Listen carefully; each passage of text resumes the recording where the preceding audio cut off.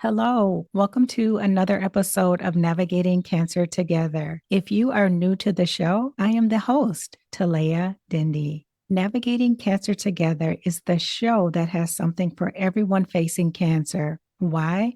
Because everyone is different with different needs, beliefs, and perspectives. Thank you so much for joining us for this episode. I encourage you to open your minds and your hearts. Navigating Cancer Together is everywhere. Make sure to subscribe and follow the show to stay updated on the latest episodes. You can find various episodes on Spotify, Apple Podcasts, YouTube, or your preferred podcast app or platform.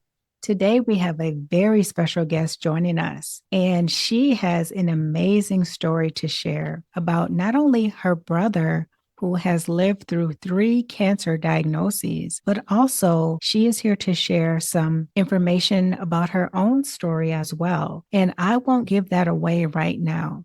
Let's welcome Jennie AdrenaJen Milton. Jennie AdrenaJen Milton is an author, world champion snowkiter, and resilience coach with a deep personal connection to the cancer journey. As the sister of a 3-time cancer survivor, she understands the often overlooked challenges siblings face when a loved one is living with cancer. Through her own experiences and lessons from extreme sports, she empowers siblings to navigate fear, uncertainty, and change, helping them to find courage, resilience, and strength in life's toughest moments. Jennie joins Navigating Cancer Together to share her insights from her book, Gale and the Red Kite of Courage, which offers hope to children and families facing childhood cancer. Jennie, thank you so much for joining us today and welcome. Thank you so much, Talaya. Thank you for having me, and I'm excited to chat with you and the audience today. Wonderful. It's so nice to have you, Jennie. Thank you for taking some time to talk with me today and to share the wonderful insights that you have with the audience. Before we really get into why you're here, your book, I would love for you to share who you are. Help the audience understand who you are as an individual. So one question that might help with that is, what's something interesting or unique about yourself that might surprise the audience? And what's something that brings you genuine happiness?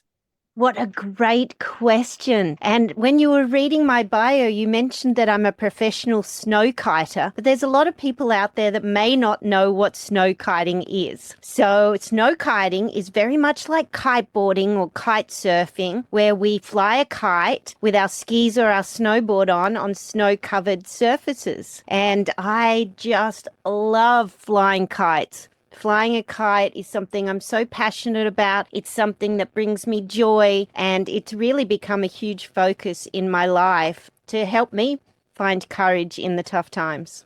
Wonderful. Thank you so much for sharing. And I had never heard of that before. How did you get involved?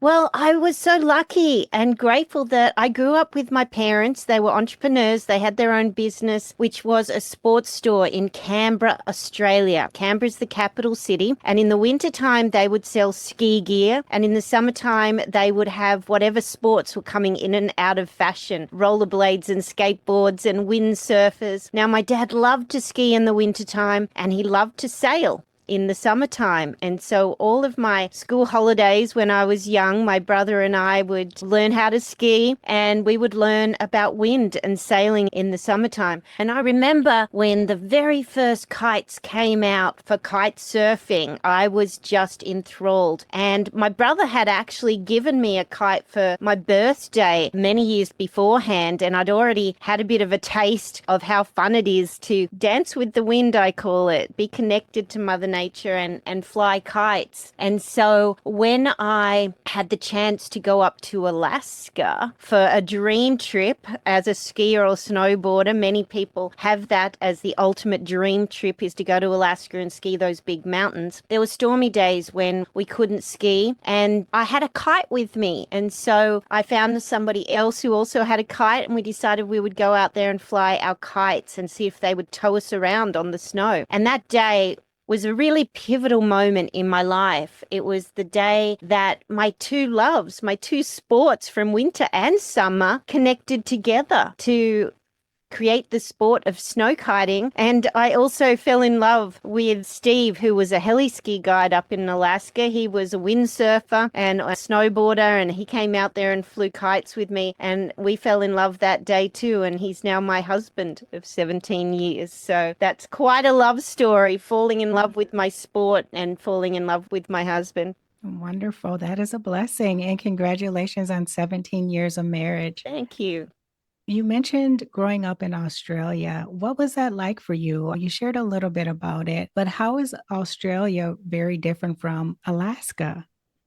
Oh boy, they are exact opposites, really. We have opposite seasons. The mountains in Australia are very flat. They're more like hills, whereas up in Alaska, the mountains are pointy. There's a lot more snow up here. They have bears and moose, whereas we have spiders and snakes. It was a winter wonderland that I dreamed about as a little girl, seeing pictures of Alaska, and I became fascinated with polar bears and things like that. So for my 30th birthday, it was really a dream come true to make it all the way up to Alaska from Australia and have me ride those big mountains that I'd only seen in movies before. Growing up in Australia, I remember a lot of good times because of all the sports I did with my family. I remember spending a lot of time with my brother, competing against each other, always trying to be the best at any of the sports that we did. But there were also very traumatic times as well. Thank you so much for sharing and helping the audience get to know you a little bit better. I think that's great before we get into the real heavy stuff. Jennie, can you paint a picture of your brother for the listeners? As I shared, he is a 3-time cancer survivor. And if you could please share with us if there is a particular story that comes to mind that captures his spirit or what makes him special to you. Thank you. Another great question. And I think that when I think about my brother, he is one of those athletes that we aspire to, and he inspires so many people. When I think about my brother, I see him winning gold medals in the Olympics. I see him overcoming so many challenges in life and really setting an example to not just me, but to everybody who sees how much he has achieved with dealing with his cancer and still not letting that be a barrier to him. He is seriously the person that inspires me the most in this world, and he has done since we were little kids together, doing our sports. So he is those Olympic athletes that we all see on the TV competing and winning those gold medals, and we look up to and hope that we can also achieve some successes in our own lives. That is a wonderful story, and I can tell that you really have a huge amount of love for your brother. This podcast, Jennie, is about navigating cancer together. Thinking about your brother's journey, what was it like for you all those years? And what are some ways that his journey influenced how you and your family have approached health in general? I'm going to take you back to when my brother was 9 years old and I was 11.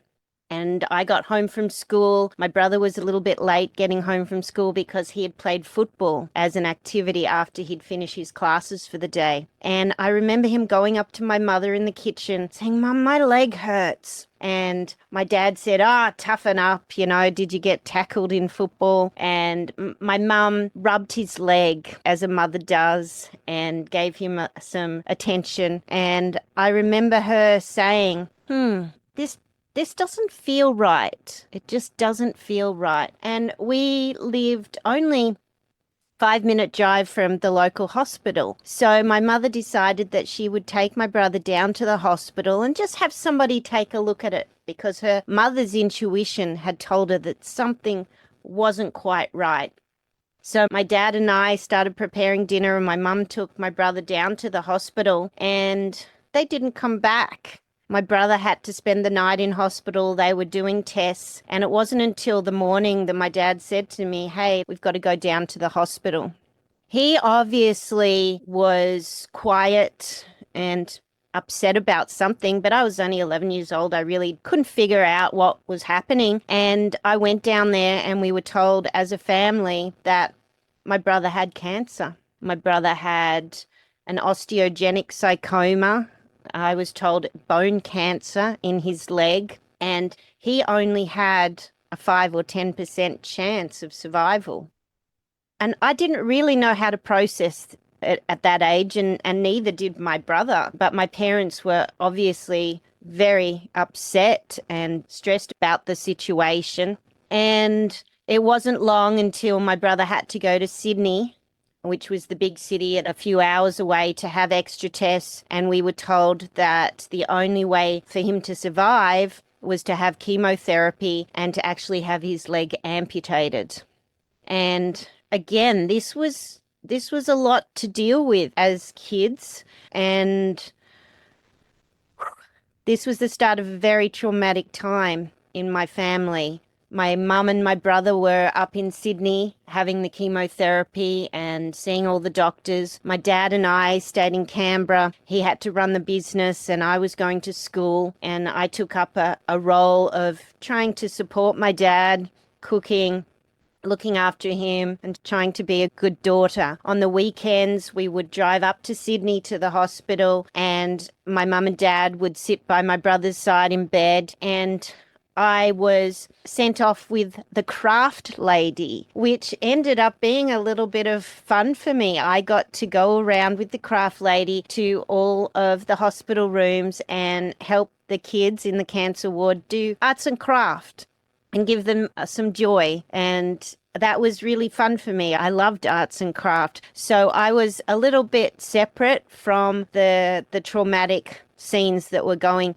on in my brother's room, making some of those really tough decisions. Thank you for sharing that. That is a lot to really try to grasp at 11 years old. I mean, it's hard as an adult. And Jennie, watching your brother go through that, what you did see, how did that make you feel? And how did it shape your understanding of illness and resilience?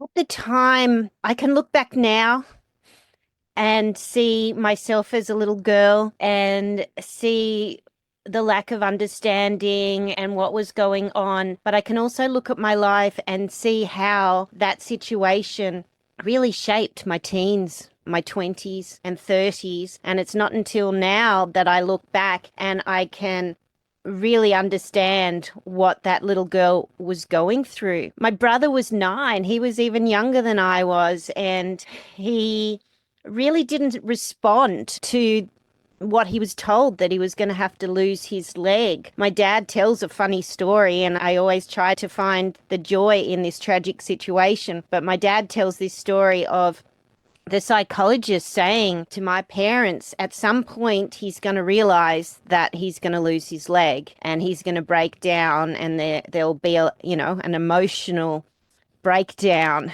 But it just wasn't happening. My brother was happy and playing video games and really wasn't showing any emotional response. And in a way, neither did I at that age. And it wasn't till my dad was taking my brother up in the elevator to a different ward to have some tests done that my brother said to him, "Hey, Dad, I want to keep my leg." Mm. And my dad thought, "Oh no, this is happening on my watch. What's gonna happen? What am I gonna say to my son?" And my dad said, "Well, son, it's really important, Michael, that you have your leg taken off in order to save your life. You've got cancer and they're going to have to amputate your leg." And Michael said, "Well, can I keep my toes?" And my dad didn't quite understand. And he said, "No, we need to donate, the toes to cancer research." And Michael said, "Well, what if we put them in the freezer where Mum won't see them? I want to give them to all my friends."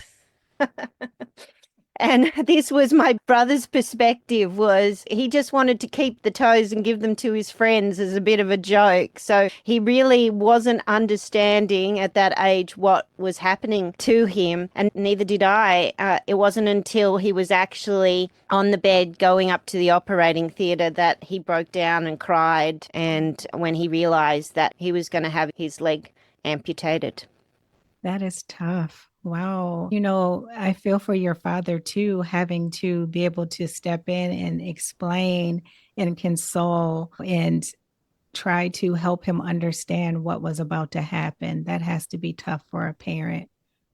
Definitely tough. I think my mum would have been more prepared for that situation than my dad was. And after my brother had his leg amputated, he was on chemotherapy. And back then, we're talking in the 80s, they gave him very strong drugs, very high doses of the chemotherapy drugs he was on. And it went on for a long time. He lost his hair. He spent a lot of time in the hospital in Sydney. And my dad and I were back in Canberra trying to keep home life going. And at some point, I must have realized that I wasn't getting a lot of attention. Mm-hmm. And I actually felt guilty about that because my brother needed a lot of attention. He was getting prayers at all the local churches. They would pray for him every Sunday. My grandmother was sending gifts to my brother. And I remember, him getting a check for his birthday, which was 2 weeks after mine. And my grandmother had forgotten my birthday because there was so much attention on my brother. And for many, many years in my teens and even in my 20s, I felt guilty for wanting that attention, but that attention seeking turned into a mental struggle for me of really craving my parents' love and approval. And I started rebelling and I started doing things that I'm not proud of. Yeah. I developed an eating disorder, and I think that eating disorders is a way of trying to get attention to say something is wrong. I stopped eating, I was throwing up my meals, and I ended up in a hospital for kids with eating disorders. And at that point, I was starting to get some attention from my parents because they knew that I was suffering from something that was wrong, but I just felt so much guilt. And the attention I was getting wasn't actually loving. It was more that I was getting into trouble. I was doing things that I really shouldn't have been doing and that weren't healthy. I wasn't really making my parents proud of me. I was getting in trouble. And that went on all through my teens. And once I figured out their eating disorder, that developed into a serious clinical depression for well over a decade, maybe even two, of being so depressed and really struggling to live my life in a healthy and happy way. Thank you so much for sharing that, Jennie. I think it's so important for people to really hear that perspective and to hear your experience because oftentimes siblings are forgotten when a brother or sister has cancer and all that attention is shifted to that child. Also, just thinking back, how would you have been able to articulate what you were feeling at such a young age? I think that's why it's so important to have certain support systems and resources in place for siblings, especially younger siblings, because I have the feeling that your story and your experience is quite common. I think it's so important for people to hear how your brother's cancer diagnosis impacted you, a family member, a child yourself. If I can ask Jennie, how did you ultimately get help for depression and what kind of started to turn that around or improve that situation for you? I've never told this story before, Talia, and it is difficult, but it's also, I think, very important to share this because there are so many other people going through this, but less than there used to be back in the 80s and the 90s. There wasn't a lot of help for the siblings. These days, there's some great programs out there that help families with cancer, and they do realize that the siblings need that support as well. But unfortunately, I didn't have that option, and I didn't blame my depression on my brother's cancer. That was the last thing I was ever going to say or suggest. I blamed it on myself for being that rebellious child that maybe started, drinking too early on in age and sneaking out of home and not doing things that I was very proud of at that stage. But I was lucky that I really wanted to fix it. Mhm. And I think that is something that my brother also taught me, because there were many times when, and these were the joyful times that I remember, where my parents had the sports store and a new sport would come in, and my brother and I would have to try and figure out how to adapt the equipment so that he could do it on one leg. And that was either involving building a peg leg out of PVC pipe and a sanding disc so he could windsurf, and he was actually a really good windsurfer, or learning to rollerblade on one leg. And I was the skater in the family, and I remember teaching my brother to rollerblade, and I decided I would take one skate off and use some of his spare crutches, and we were both pushing ourselves around on our rollerblades and trying to figure it out. I call it the MacGyver mindset, and that MacGyver mindset is where you have a problem and you just need to figure out how to fix it, and it became fun. Having a challenge became something fun, because when we came up with a solution for that challenge and we overcame the challenge, it felt really good, and my brother and I would celebrate. And so there was really nothing that my brother could not do and that we couldn't figure out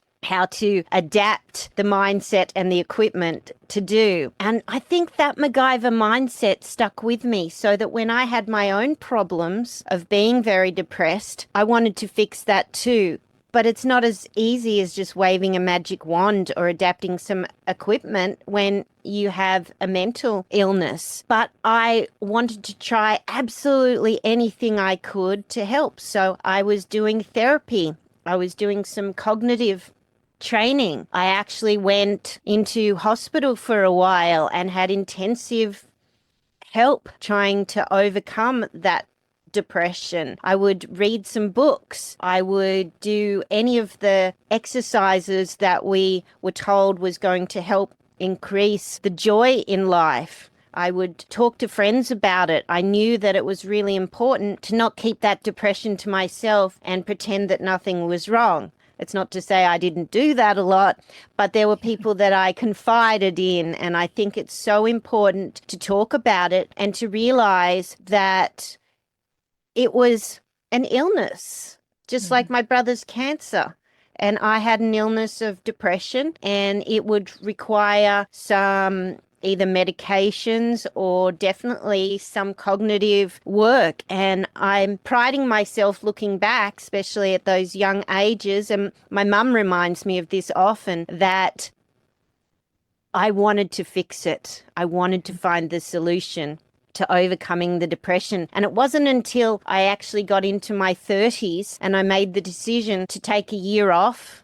And I'd been through some really tough years, and I decided I needed to sort of get away and take a year off, and I would make some dreams come true. And my dream was to go up to Alaska and to buy an RV and to drive around Alaska by myself and tick off some things on my bucket list, like seeing a polar bear and skiing some big pointy mountains in Alaska. And during that time, I didn't know that this was going to happen. I was still on antidepressants when I left, but when I got home a year later, I was not taking those antidepressants anymore, because spending some time by myself and needing to learn how to survive and learning to become my best friend and spend a lot of time with myself and figuring out what I enjoyed in life, not just doing the things that I thought would make my parents happy or proud of me, having my own bucket list of experiences and choosing what I got to do every day, I think was the solution for me to find that joy, find the things that made me happy, and start to learn to love myself again and become proud of myself, not just making others proud of me. I love that story. I love that you found joy. You found out what brings you joy, and you went out and you lived your own life. You explored. And I think that that is so important. Also, Jennie, I really love how you looked within and you're like, okay, this is something that I need help with. And you put in the work to take care of yourself. I really appreciate you sharing that story. I know it may be hard to share something like that that's so vulnerable. One thing that I would like to ask you, Jennie, is your brother has had cancer 3 times. Have you ever felt a sense of cancer fatigue or burnout as a supporter, or if you were ever a caregiver for your brother? I don't think I've felt cancer burnout. I see my brother like a bit of a superhero and the cancer being kryptonite. And just like Superman, he seems to overcome the cancer every time. And I have a huge belief system that he will make it through. And I think he must have that also because he's had cancer 3 times. They've all been rare cancers too, especially at the age. Being 9 and having an osteogenic sarcoma, bone cancer, wasn't common. It's not to say he wasn't the only one. I met some of those other kids in the hospital when I was going around with the craft lady, and it was sad to know that some of them didn't survive. My brother was one of the lucky ones. In his 30s, he got esophageal cancer.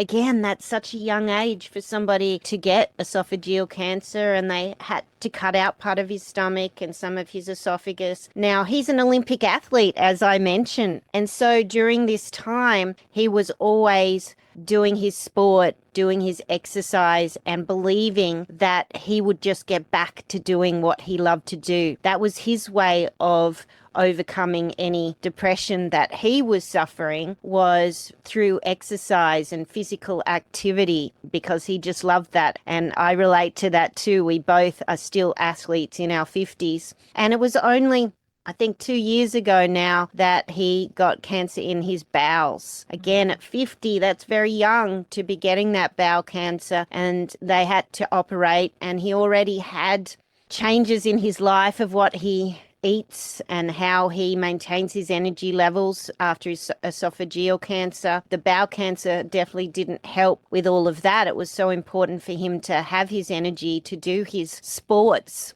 But I always believed that he would just get through it because I saw him do it when he was 9. And I think my brother and I both have that positive belief system of anything is possible if we believe. And it's been really tough for him. And to be honest, I've been living overseas. I fell in love and have based myself in the US now. And my brother is at home, and I'm speaking to him or speaking to my mum and keeping updated with what's happening. He has 2 kids, he has a wife, and such a great support system, which is amazing. He's still living in Canberra where we grew up, so he has some great friends. And I think it's so important to have that support system. But the other thing that I'd love to share is having goals, having Yes. something to look forward to that you're working on. And my brother has always done that, whether it was a gold medal for skiing. I'm not sure if I mentioned that, but he won Nice. gold medals for Australia in the Winter Paralympics multiple times, and in Salt Lake City, and he got 3 gold medals in all of the discipline. He is in the Australian Institute of Sport Hall of Fame, and in earlier this year he was actually inducted into the Australian Legends Hall of Fame with some of the top athletes of all time in Australia. So he's a bit of a superstar at Yes. home. Wow. Those are huge accomplishments. Huge accomplishment. Wow. Yeah. And as you're sharing his story, Jennie, I just hear living life and making the best out of life that you can. That's what I think about when I hear more and more about your brother. And it really ties into something that I really try to encourage people to do. And I know it's hard. When you get that cancer diagnosis, try not to think about, oh, I'm going to die. Try not to focus on that. Focus on why you want to live, And it sounds like your brother has taken some really tough times and made the best out of them, but he did not allow those things to slow him down either. So thank you so much for sharing and helping us get to know a little bit more about your brother. I want to go back to something that you mentioned, Jennie, and that is the MacGyver mindset, because I really want the listeners to understand how you arrived there and what that really means and how it can help anyone who's listening. The MacGyver mindset was something that my brother and I figured out when we were young, when everything was still about playing and doing sport and going outside and having my parents with the sports store. It was part of our life and our lifestyle. So my dad got my brother into skiing while he was still on chemotherapy. I remember he went up there and there were some incredible ski instructors who were trained in teaching people with disabilities, and my brother learnt to ski on one leg. And what an amazing gift that my parents gave him, because skiing on one leg gave him his freedom. It gave him the feeling of speed, and we were able to continue going skiing as a family. His disability really didn't stop us doing anything. In the summers, we would still go sailing and be on the boat, and my brother was an incredible sailor, and his disability really didn't stop him doing anything. I remember him being interviewed. He's been interviewed many times on all of the big TV shows, and someone asked him, "What can't you do?" And my brother used to say, "Well, I can't do hurdles and I can't do ballroom dancing." But then he was asked to be on Dancing with the Stars, and he was taught by one of the ballroom dancers, and he did this incredible dance where he was flipping the hat around with his crutches and hopping and dancing. He has some very cool crutches dance moves. Oh. And so now the only thing he can't do is hurdles, which is That's quite pretty good.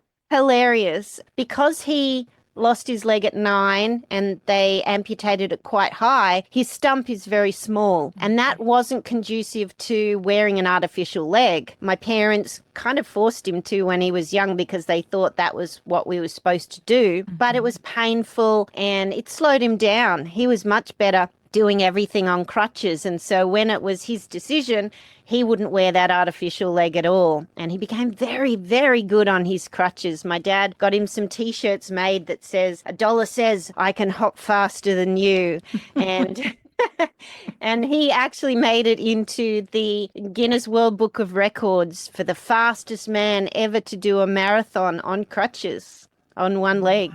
So he has competed in triathlons. He got into the Summer Paralympics for cycling, and he rollerblades still to this day in his 50s and still just gets such a buzz out of life. In fact, right now he is training and he'll be leaving only in about 5 or 6 days to ski tour the Hoot Route in Europe with a crew, and they are filming a documentary because that is something I don't believe any amputee has ever done before. So even after 3 cancers, he's still setting himself these huge goals to achieve great things that people have never done before on one leg. And so that MacGyver mindset, I think, has really helped both of us in our lifetime to believe that something going wrong with our health isn't the end of our life. We can just adapt and move on and just figure out how to achieve what we want to achieve. And I'm so grateful for that. I think it would be much harder to have an amputation later in life when we're a little bit older. So there were advantages of this happening when we were younger. You know, there's pros and cons, really. Yes. Yeah, your brother is definitely a superhero. He is doing more things than people with 2 legs. Thank you for sharing that, because I think it gives people a lot of hope. Hearing your brother's stories and his experiences and knowing that all the things he's gone through, he is still living life and living life to the fullest. Now, I want to move on to something that is near and dear to your heart. I would love to know, Jennie, why all these years later did you write a children's book to help others? And you're also helping to raise money for families that deal with childhood cancer. So tell us more. Thank you for asking that. I would love to share it. And this was only happened about 12 months ago when I started a journey of my own health issues. I was having headaches and I was diagnosed to have brain aneurysms, which is where the arteries in your brain start to expand. And most people don't find out they have them until those aneurysms rupture, and then you get a brain bleed, and the most common scenario is a stroke. So I'm so blessed and so grateful to the doctors that they found these aneurysms before they ruptured to give me the best chance of survival. So all these years later, I'd avoided cancer, and I don't know why. My brother had so many and I didn't, but now it was my turn to be brave and strong and deal with a life-threatening illness. And I've been an extreme sports athlete all my life. I ski big mountains. I kite surf in the big waves. And my fear tolerance is much bigger than many people. You know, my brother and I, we found courage in life. But having to have brain surgery was the scariest thing I have ever experienced. And the night before my surgery, boy, there were a lot of tears, and I was more scared than ever before. And this was a very difficult situation, and I was going back to a lot of the tools that I'd learnt when I was overcoming my depression, of how to stay positive, turning the negatives into positive, trying to keep my mindset going in a healthy way rather than going back into that depression, which was where I really didn't want to go. And I started chanting to myself, I'm brave, I am strong, I am lucky, I am loved, I am grateful, I am the storm. And I would chant this over and over again, reminding myself that I'm strong enough to deal with this situation. Waking up in ICU after my brain surgery, I was attached to a lot of machines that were beeping. I had a lot of IVs coming out of both of my arms, and I woke up, and the first thing I saw when my eyes opened was Jesus on the cross. And this was a very spiritual moment for me. I was so grateful to be alive, but I also felt that I had been saved for a reason. Not everybody survives these things, and I was still there. And I had to try and figure out, why have I been saved? How can I serve? How can I give back? This is my time to give back. After a setback, there's the layback where we have to look after ourselves. Then there's the comeback, but there's also the give back. And how could I give back to the world and to others? And I believed that sharing my stories and sharing the lessons that I'd learnt in life was really important. I'd heard Tony Robbins say, is there more knowledge in a graveyard or in a library? Boy, that was just something that was going round and round in my head, and I realized that there was so much knowledge that went to the graveyard because people didn't share. They didn't share the knowledge that they had from their lifetime. And I realized that I was so grateful for all of the incredible adventures that I've had, and my brother surviving cancer and me growing up with him having cancer was definitely one of the toughest journeys in my life. And that was a story that I felt like I needed to tell. And I'm so grateful that you are giving me the chance to have that dream come true today by sharing these stories. And I wanted to share this story and leave it in a library, so I decided I was going to write a book. Nice. And I remember telling my brother, hey, Michael, I'm going to write a children's book. And it still makes me laugh because the answer was, but you don't read books and you don't like children.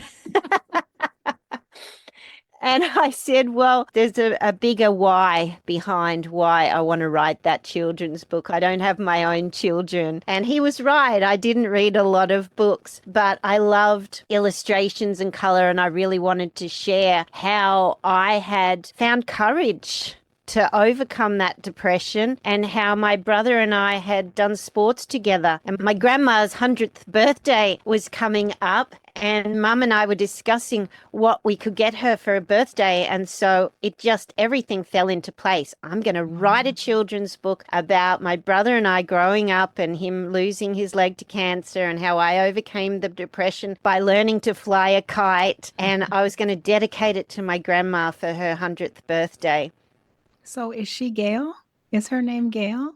Gale is actually me. Gale and the Red Kite of Courage. And I came up with that name because I didn't want it to be all about me. I really wanted it to be about helping kids. And I wanted to share my passion of flying kites and my love of wind. And so Gale, the name Gale is Gale Force Winds. And so nice.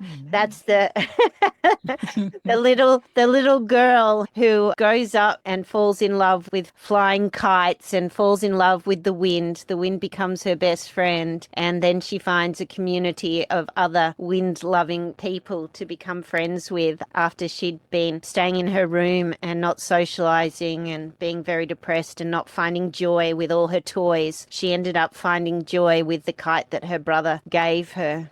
That is a beautiful story. And I'm so glad that you decided to write the book because now children have something to reference, something that they can see themselves in. And not only that, if they are not feeling their best, if they are feeling depressed, it's not stigmatized. And this book says that it's okay. Jennie, where can people find Gale and the Red Kite of Courage?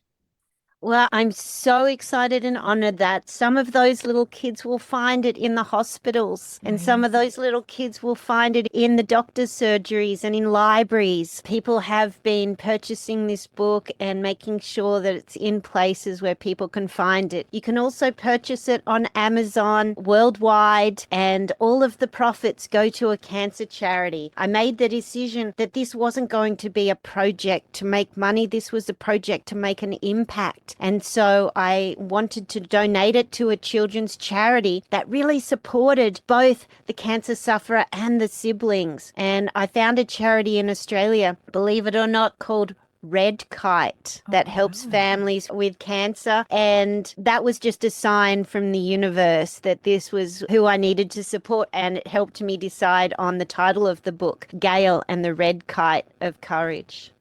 Nice. That's beautiful. I will make sure to have that information in the listen notes. Also, Jennie, where can people find you and learn more about you and the work that you're doing? Well, I'm so excited of this new journey that I'm on after surviving 3 brain surgeries in 2024. I'm feeling happy and healthy, and I have just this positive outlook on life of sharing my stories like I'm doing today. So even if you Google Jennie Milton or AdrenaJen, like Adrenaline Jen, you will find my stories out there on podcasts and in books and in blogs. And I hope that those stories bring people joy. I hope they inspire people to go out and fly a kite or do something adventurous or set some big goals, because that would make me very happy. And please reach out to me on social media or my website. I would love to hear your stories too. Tell the listeners what your website is. My website for speaking is jenniemilton.com. And if you'd like to fly kites, you'll find me at adrenajen.com. Thank you so much for sharing. Before we wrap up, Jennie, what is some advice that you would give other siblings or family members who are supporting a loved one through a cancer diagnosis, especially one that involves multiple cancer diagnoses? The first thing I would love to do is give them a big hug. I really would, to give them some love. I think it's really important to realize that we're hurting too. And it really hurts to have a loved one that has cancer, and it's okay to express that and to ask for help and to ask our friends and family for extra love and hugs. And also, love and hugs for our siblings who are dealing with the cancer too. This is something that the whole family goes through, and I hid those feelings for too long, and I hope that other people going through this really speak out and tell people what you need to feel loved too. Great advice. I must congratulate you. I'm so happy that you're doing so much better today, Jennie, and also surviving 3 brain surgeries. Congratulations on that part. Thank you. You're welcome. What does the phrase navigating cancer together mean to you? Having lived through so many years of your own health journey, but your brother's health journey as well, what does navigating cancer together mean to you? I love the name of the podcast because navigating cancer together is what I just talked about. This is something that we shouldn't do alone. And it's not just about the cancer sufferer, but it's about everybody in the family, the friend network and the community really does feel the pain of somebody having a hard time with cancer. The word navigating reminds me of when my brother and I were out at sea and sailing. My mum and dad were teaching us to sail and teaching us to navigate when we were out off the east coast of Australia and we couldn't even see land. And I think that's a really great reminder. And the word navigating is that sometimes we can't see the land. Sometimes we can't see the end of how this journey is going to turn out. And that's okay. That's still part of the adventure. We just need to believe that there are good things in life to come. Even if they don't quite look the same, we can have that MacGyver mindset and adapt. Wonderful. Thank you so much. Jennie, is there anything else that you would like to share that you haven't had an opportunity to share?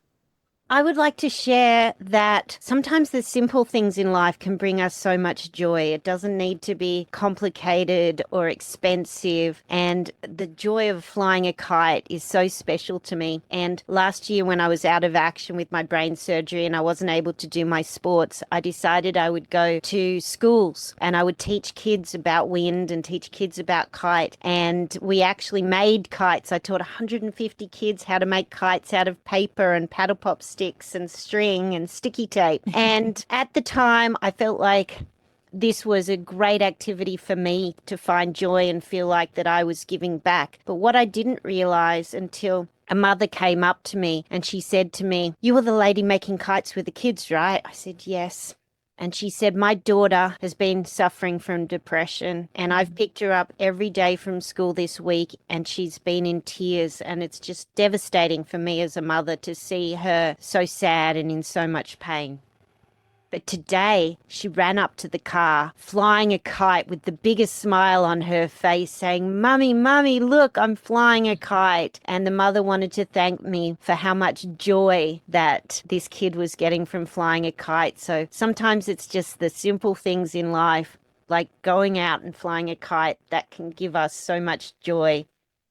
That is a wonderful way to end the show. And I just want to thank you for sharing that, because oftentimes those little things are right in front of us, but we're looking for something big and shiny. It's so important to just be mindful and aware of what's around you that can bring you joy. It doesn't have to be big and shiny. Thank you so much for this opportunity of sharing my story. I'm so grateful because this really is part of my mission, and I've had the chance to share today on the podcast, and I hope these stories will inspire people.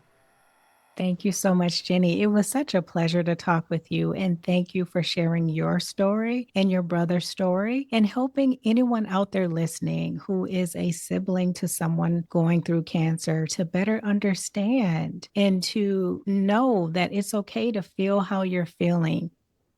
It isn't just about the person with cancer, it impacts everyone in the family. And I really appreciate you sharing your experience.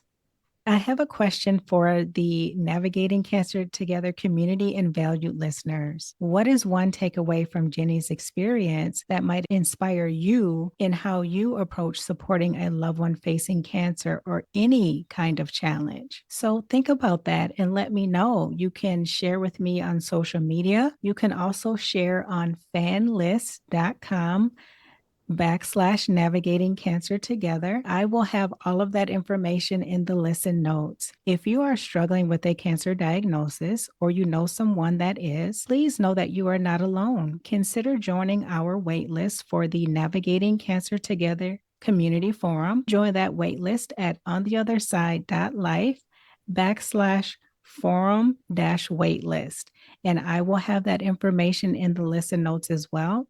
Finally, this very special episode was brought to you by my mom, Lois Dendy. She sponsored the show today, so giving a shout out to my mom. And before we end, I would like to give a shout out to the listeners. Thank you so much for joining us. I hope that you found this episode helpful, valuable, and inspiring. That is it for this Wednesday. And until next time, let's keep navigating cancer together.